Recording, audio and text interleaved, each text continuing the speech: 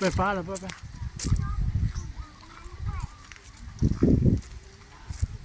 อะไรเนี่ยคือวันเอาเด้อ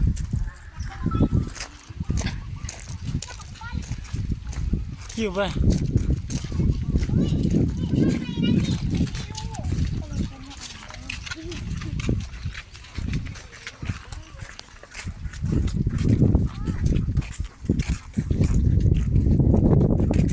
ยังมาเบิ่งวังนาขี้นะครับ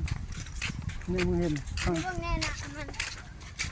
นี่วังนาขี้นี่เหรอนั่นมันมีหูยังเราอยู่ว่ามันเพิ่นเหรอ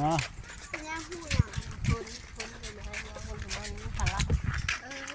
ว้าวเซ็ตดีวังนาขี้ก็ได้เชื่อพวกนั้นไปแล้วป่ะ